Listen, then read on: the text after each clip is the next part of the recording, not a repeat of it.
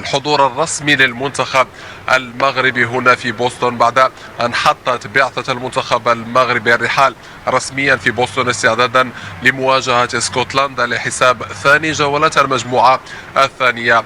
الرحلة انطلقت من نيويورك صوب بوسطن في الساعة 4:15 بحضور جميع اللاعبين، وقبل ذلك كانت هنالك حصة تدريبية صباحية في مدرسة بينغري هناك في ولاية نيو جيرسي، عرفت مشاركة جميع اللاعبين بمن فيهم الحارس ياسين بونو، ما يفند مرة أخرى الأخبار الرائجة حول إصابة حامي أسود الأطلس.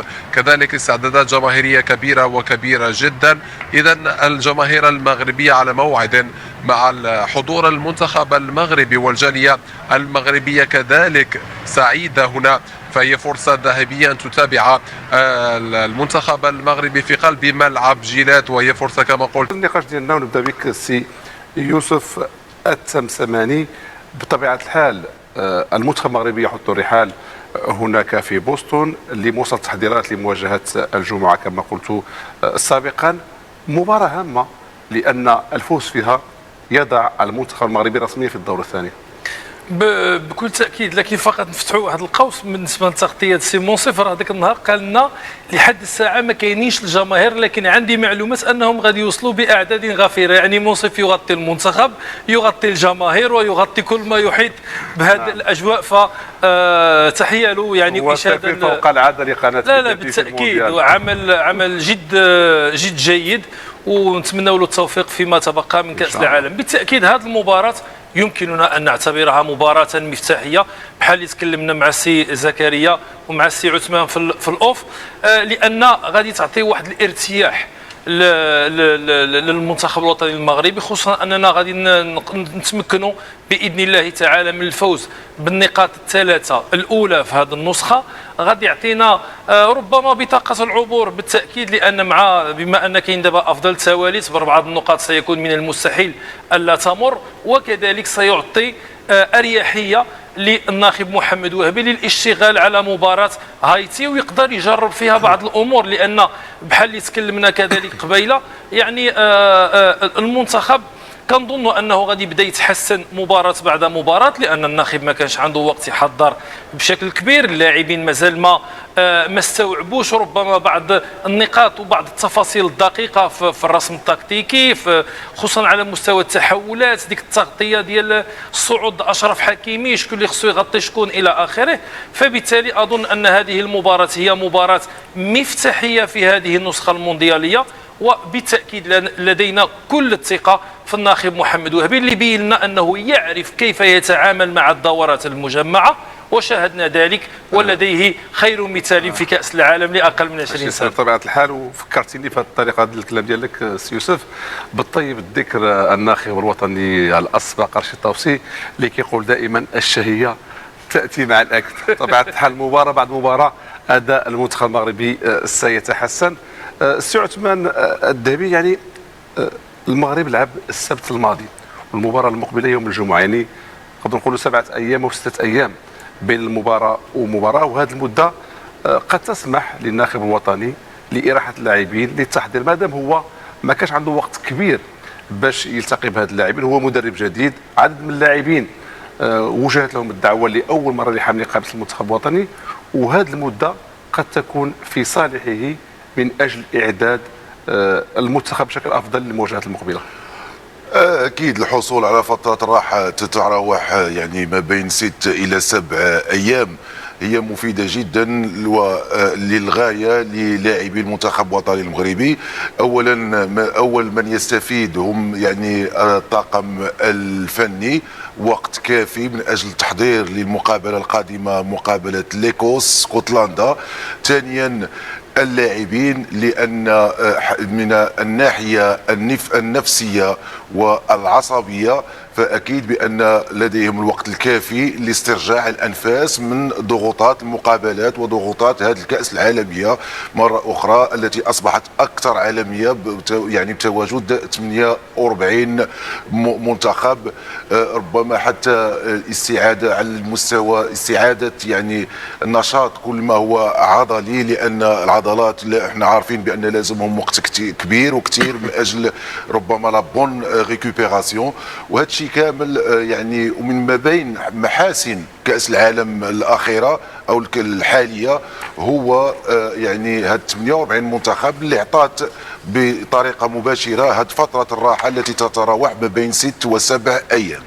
جميل. اذا هذه المده هي مده نقدروا نقولوا بانها في مصلحه المدرب واللاعبين، ليس المنتخب المغربي فقط ولكن جميع كل المنتخبات ما دامت البطوله فيها 48 منتخب. سي زكريا، هذه المواجهه اللي كيحضر المنتخب المغربي فيها واحد الخبر سعيد يتعلق بتصنيف الفيفا المباشر اللي كيوضع المنتخب المغربي في المركز السادس عالميا، مركز غير مسبوق ياتي قبل 48 ساعه من هذه المواجهه.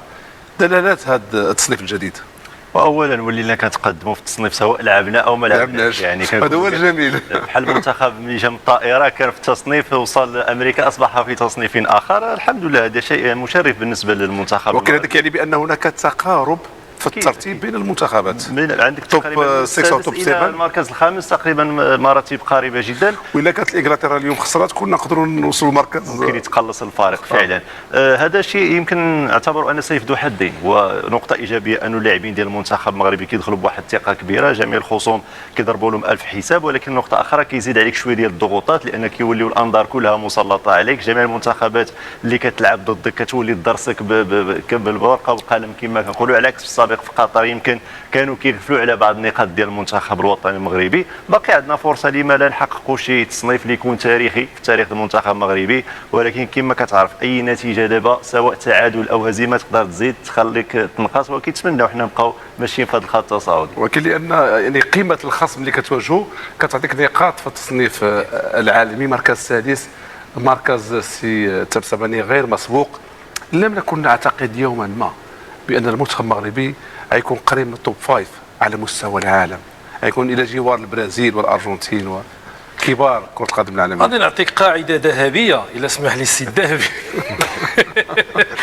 شوف، الثقة تكتسب مع النتائج، مع التقدم. كل ما انت كتطلع في الترتيب العالمي الا وكيكون عندك طموح انك تزيد درجه، كل مره يعني تقدمتي درجه الا وانت كتطمع في الدرجه اللي قبل منها. بالتاكيد حنا الان نعيش حقبه ذهبيه في كره القدم المغربيه. دازوا عنا منتخبات كبرى، المنتخب ديال 1986 وربما المنتخب ديال حجي وبصير كذلك. لكن هذه الفترة هي فترة لن أقول استثنائية، لأننا لا نريدها استثنائية، نريدها بداية حقبة جديدة، بداية يعني لمعان اسم المنتخب الوطني المغربي في سماء تاريخ كرة القدم العالمية. فأنا أظن أنها ربما حل اللي قالوا الزملاء، ربما هي خصوصا سي زكريا انها ربما سيف ذو حدين كتعطي واحد شويه الضغط. لكن اظن ان عندنا لاعبين كبار جدا بامكانهم ان يمتصوا هذا الضغط. لا اظن ان كون انهم يعني يوصلون للمرتبه السادسه او لا يوصلون الخامسه ولا الرابعه، لا اظن انه سيكون عبئا على اكتاف لاعبين بحال ابراهيم دياز ولا بحال اشرف حكيمي اللي عليهم ضغوطات بشتى الاشكال مع الانديه ديالهم ويعيشون على تلك الضغوطات طيله السنه وطيله الموسم. فاظن انها امور جيده وممتازه واخبار سعيده كتجعلنا نظن ان ربما الكاس ربما تقترب. ما غاديش نقولوا اننا ما نبقاوش نبيعوا الوهم للناس ونقولوا لا غادي نديو كاس العالم، لكن انا ما عرفتش علاش كل حلقه كل عدد من ريمونتادا الكاس تقترب من مكاني اكثر. ما عرفتش علاش، الله اعلم. نشوفوا الحدث المؤمن. نشوفوا السي يوسف الترسباني حتى المخرج السي محمد كبيسه هو عنده نفس الراي، كيقول بان ربما المنتخب المغربي هذه النسخه غيكون ماشي حصان اسود، لانه لم يعد حصان اسودا بل بطل، او سيكون على الاقل في المباراة النهائية في المشهد الختامي لهذه النسخة الاستثنائية اللي أول مرة فيها 48 منتخب. أكيد بزاف ديال المنتخبات ظهروا في المونديال لأول مرة، ولكن عموما نرجعوا للموضوع ديالنا. السي عثمان الذهبي، هذا الكلاسمون مونديال المركز السادس عالميا هو عنده واحد الأهمية معنوية للاعبين، عنده واحد الأهمية قد نقول سلبية، ولكن السيد سمسماني قالنا يعني مستوى اللاعبين اللي كيلعبوا مع أندية كبيرة ما يمكنش يكونوا عليهم ضغوط كبيرة. ولكن النقطة الأساسية اللي كتجيني هنا هي اللي قال السي زكريا، هو أن المنتخبات اليوم هو في حسب الصراحة، ولكن كتزيد تطلع في الترتيب كيزيد يعني الفرق الأخرى أو المنتخبات الأخرى توضع لك 1000 حساب وتدرسك بالورقه والستيلو كما قال السي زكريا. واحد النقطه اللي سمعتي قبل، نعم. المصنف الاول في الفيفا عمره ربح كاس العالم اللي كيدخلوا المصنف الاول عالميا. الله يبشرك بالخير. يعني من الاحسن بلا ما نكون الله يجازيك. الله يبشرك بالخير. اعتقد المرتبه السادسه اليوم هي ثمره مجهود كبير وجبار، يعني جميع المتداخلين والمسؤولين عن الشان الرياضي بالمملكه المغربيه. لنا مره اخرى لنا الفخر، كل الفخر بهذه المرتبه القيمه والاكثر من مستحقه، لان دخلت مره اخرى الى دفتر الفيفا والعالم اليوم شاهد على ما وصلت اليه المملكه المغربيه رياضيا بهذا التصنيف العالمي وامام انظار يعني العالم. بالنسبه ربما التاثير السلبي او الايجابي على اللاعبين، فلن يكون هناك لا تاثير سلبي ولا تاثير ايجابي، لان عندما نتكلم على لاعبي المنتخب الوطني المغربي نتكلم عن حكيمي، عن بونو، عن دياز، لاعبين سلبي ربما ما يكونش، ولكن ما يكونش ايجابي. علاش لا ايجابي ولا سلبي، بمعنى ان نفس الروح، نفس التركيز على المستوى الذهني والنفسي، يعني هادو لاعبين محترفين وصلوا الى نضج ما بعد نضج، بمعنى لا شيء يؤثر، لا مرتبة سادسة ولا سابعة ولا ثامنة، هناك هدف يعني أكدوها مجموعة من اللاعبين بأنهم جميعا يبحثون على جلب كأس العالم إلى المملكة المغربية، بمعنى هم في تركيز وخارج كل ما هو إعلامي بالنسبة لي ويعني صحف رياضية وإلى آخره.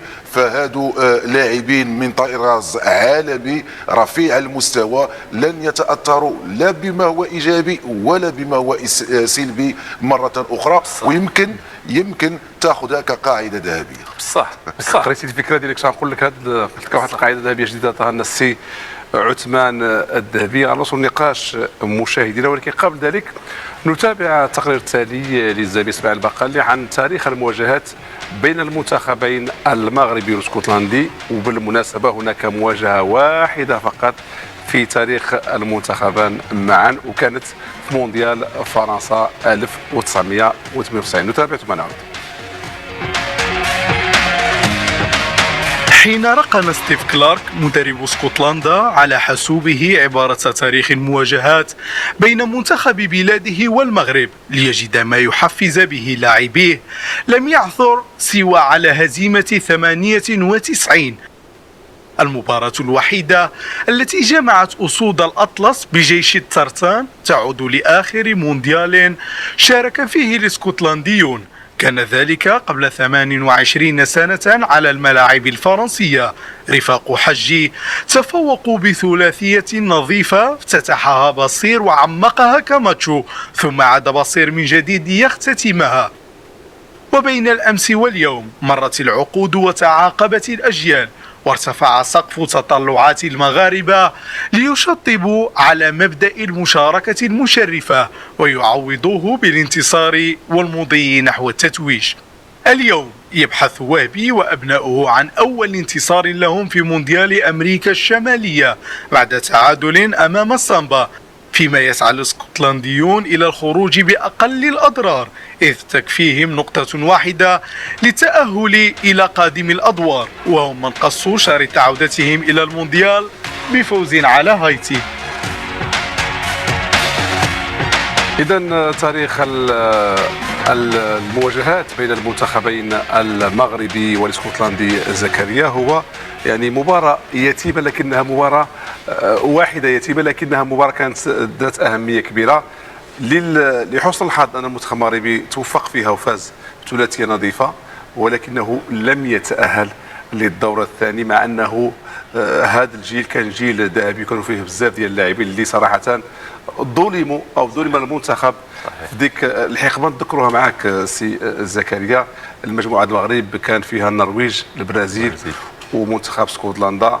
المغرب جوج ديال التعادلات، تعادل مع النرويج، هزيمه مع البرازيل في اول مباراه، ثم فوز بثلاثيه. الكل كان سعيد لان قلنا بان تاهلنا، ولكن ما حدث في مباراه البرازيل والنرويج خالف كل التوقعات، واقصي المغرب من الدور الاول. للاسف يعني باقي كنشوف ديك الفيديوهات. انا ديك الساعه ما كنتش طبعا باقي ما تزاديت، ولكن كنت باقي صغير، ولكن كنشوف ديك الفيديوهات فرحه تحولت الى حزن لدى اللاعبين بعدما علموا يمكن بالنتيجه ديال البرازيل، واللي بزاف كيقول انها كانت ممكن كان اتفاق بين البرازيل او النرويج على نتيجه المباراه باش انه تاهلوا بجوج وما يتاهلش المنتخب الوطني المغربي.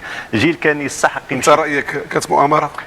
ملي كتجي تشوف في المباراه وطريقه اللعب، ممكن كاع في الفيديوهات كنشوفوا حنا غير الفيديوهات وكتشوف كان عنده انه ممكن انا اليوم ما عرفت ممكن يعني حتى اللاعبين اللي كانوا ديال المنتخب كلهم في الشهادات ديالهم قالوا نفس الامر، انه ديك المباراه ما كانتش عاديه ديال البرازيل والنرويج. نقول لك لان كان عندنا برنامج او سلسله حوارات مع لاعبين سابقين مغاربه سبق لهم ان عاشوا تجربه المونديال.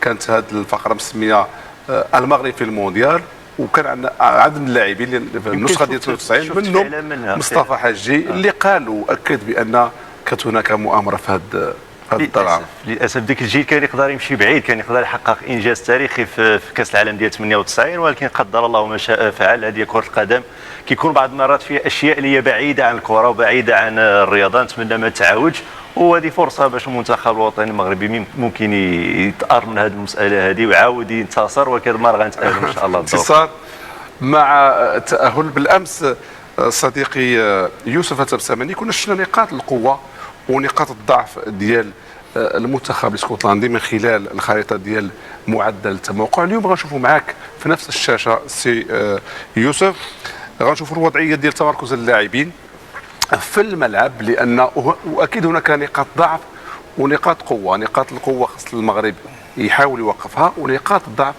يجب ان تستغل. هي في الواقع نقطة قوة المنتخب الاسكتلندي هي في نفس الوقت واحد النقطة اللي إذا طبق المنتخب الخصم هي نقطة الضعف ديالو كذلك، لأنه يرتكب نفس الخطأ اللي كيرغم الخصوم أنهم يرتكبوه. ونقطة ضعف أخرى عنده هي أن الحارس غادي نشوفوه كيرتكب واحد الخطأ، والطريقة ديال التحولات ديالو في الدفاع كذلك فيها خطأ. نمشيو نشوفوا الحالة الأولى، غادي نشوفوهم يعني في مجموعة من الصور ديال المباراة. هنا إلا شفنا البارح تكلمنا على ذاك اللاعب اللي عمره ما بغاش تحفظ لي الاسم ديالو، روبرتسون. حفظتوا لي كامله وانا كنحفظوا. روبرتسون هنا شوفوا فين كيمشي. المنتخب الاسكتلندي كله كيجي لهاد المنطقة هذه، يعني نقدروا نقولوا أنه كيوقف في وسط الملعب وكيخليو هذا روبرتسون وحيدا هنا حرا طليقا. دائما ما كتجيه ديك التمريره في العمق باش هو اللي كيبدا الحمله وكيحاول انه ياخذ المنتخب الخصم في اقليه عدديه في هذه المنطقه. الى مشينا للحاله الثانيه، هنا غادي نشوفوا نقطه الضعف سي عبد الله ديال الحارس. هنا الحارس عنده مشكل كبير جدا. الحارس ديالهم هو هذا. هنا هذه العمليه هذه كانت نفس الطريقه اللي سجل بها المنتخب البرازيلي فينيسيوس جونيور الهدف علينا. كانت مراوغه ثم تسديده من لهنا، لكن المشكل ديالهم هو ان الحارس لا يصد الكره، يعني ما كيحبسش الكره، ما كيشبرش الكره، بل غير كيرجعها. والمشكل ديالو ان كل المدربين دائما كيقولوا للحراس ديالهم ان يعني ابعاد الكره دائما خصو يكون اما لهذه المنطقه ولا للمنطقه الاخرى. المشكل ديال الحارس المنتخب ديال اسكتلندا هو انه كيرجع الكره للوسط او لنقطه الجزاء. وهنا المنتخب ديال هايتي لو كان عنده لاعب بجوده كان يقدر غير يبيكي الكره وكان غادي يماركيها، لكن اللاعب ديال هايتي الجوده ديالو يعني ماشي في المستوى ديال كبار المهاجمين العالميين، ففلتت له هذه الفرصه. فهذه النقطه هذه خصنا تجعل ان اسماعيل الصباري يركز دائما على الكرات الثانيه ويمشي لعند الحارس الا كانت شي سديده، لان الحارس كيرجع الكرات للوسط بشكل يعني متكرر. حاله اخرى هنا غادي نشوفوا الطريقه اللي كيرجعوا فيها للدفاع. المنتخب الاسكتلندي ملي كيرجع في لو روبلي ديفونسيف كيرجع عاده على شكل على شكل دائرة. مجموعه، ما كيرجعش بشكل خطي. الى لاحظنا حتى هذا المدافع هذا كيكسر مصيده التسلل وكيخليو لنا هذا اللاعب هذا مثلا هنا حرا طليقا، وغادي نشوفوا في حالات اخرى كان اللاعب ديال المنتخب هايتي اعطاه تمريره هنا في العمق كان سيكون هدفا محققا، لكنه تباطأ، جمعوا عليه اللاعبين خداو له الكره، وهنا كنرجعوا للجوده. المنتخب المغربي عنده الجوده باش انه يقدر يعطي هذيك التمريره الاخيره اللي تعطيه يعني فرص في المناطق ديال الخصم. هنا مره اخرى نرجعوا للاعب روبرتسون. شوفوا هنا عاود مره اخرى كيفاش ان المنتخب الاسكتلندي كله مجموع في هذه المنطقه هذه، وروبرتسون بوحده هنا. وهنا الا لاحظتوا الكره ها هي فين هي صغيره ما كتبانش، جاتو تمريره منين؟ من عند الظهير الايمن مباشره، يعني كيغيروا اللعب بتمريره واحده وكيبحثوا له على انهم يعطيوه زياده العدديه يعني ليسباس فين انه يتقدم، لان عندهم لاعبين كيمشيو مزيان في الضربات الرأسية فكيتقدم، وبعض المرات ما كيراوغش غير كيمرر. هو جيد جدا بالتمرير بالرجل اليسرى. هنا مرة أخرى حتى هما كيرتكبوا نفس الخطأ، حتى هما ينكبون، هذه نقطة ضعف ديالهم، حتى هما ينكبون وكيخليو لنا هذا اللاعب ديال هايتي بوحده. والحالة الأخيرة تؤكد لنا ما قلناه مرة أخرى. شوف كيفاش في هذا الانكماش الدفاعي عاوتاني مجموعين في الوسط ومخليين لاعب ديال هايتي هنا بوحده ولاعب اخر ديال هايتي هنا بوحده. فبالتالي الطريقه اللي هما كيبحثوا عليها في المنتخبات الخصمه وكيجعلوا منها نقطه قوه ديالهم حتى هي نقطه ضعف ديالهم هما، لانه حتى هما كيرتكبوا نفس الاخطاء. جميل. سي عثمان الذهبي. إضافة بسيطة ربما الكلام سي تمسامني هو بالنسبة لنقاط ضعف المنتخب الاسكتلندي هو في الأساس إلى افتقاره إلى مهاجم قوي شرس في معترك العمليات في المستطيل يعني الصغير من أجل إنهاء العمليات، زائد حارس من الطراز العالمي كما قال تمسامني. هناك ضعف على حراسة المرمى بحيث في السنين الأخيرة ليس هناك حارس رسمي لمنتخب اسكتلندا. من جهة أخرى ربما كذلك نقاط قوة التي بالنسبة لي ربما وبنسبة كبيرة ستتحول إلى نقطة ضعف، هي بأن المنتخب الاسكتلندي يعني قوته في الجهد البدني والالتحامات والتحولات السريعة من الهجوم إلى الدفاع. نمشيو كل ما هو يعني تفرضه الطبيعة على لاعبي كرة القدم. نعلم بأن يعني هناك حرارة بالولايات المتحدة الأمريكية وتحديدا ببوسطن. ليلة المقابلة أو مساء المقابلة ربما ستكون درجة الحرارة 26 درجة، 6 مساء بتوقيت بوسطن، 26 درجة إلى 27 درجة. ويعني الحالات العادية لمزاولة كرة القدم أو لقاء في كرة القدم الحرارة المعتادة والمثالية هي ما بين 10 درجات إلى 18 درجة على يعني أعلى حد. وبمعنى أن مجهودهم ربما المجهود البدني لن يستطيعوا مقارعة التقنيات وفرديات وذكاء تكتيكي لجميع لاعبي المنتخب الوطني المغربي. ولهذا في اعتقادي مرة أخرى ربما هناك بعض الجودة على يعني حتى لا نبخس الفريق ككل، الفريق اسكتلندي هناك بعض الجودة على نعم. وسط الميدان، وكما قال السي تمسامني على الجهة اليسرى الباك كوش الظهير الأيسر حتى هو قوي وفي أي وقت من الأوقات بإمكانه أنه يدير الفرق ويشكل خطر على المنتخب الوطني المغربي. لكن عموما أعتقد بأن إن تم يعني التركيز على المستوى الذهني ودائما جميع الحلقات الورقات، وركز على المستوى الذهني، لان الفارق والفيصل يعني بين الفريقين من اجل تحقيق نتيجه ايجابيه هو الفريق الذي لديه اكبر واكثر رغبه وشراسه ودفاع عن الالوان، يعني لو درابو ديال البلد ديالو، الا وغادي يحقق نتيجه ايجابيه. نعم، جميل.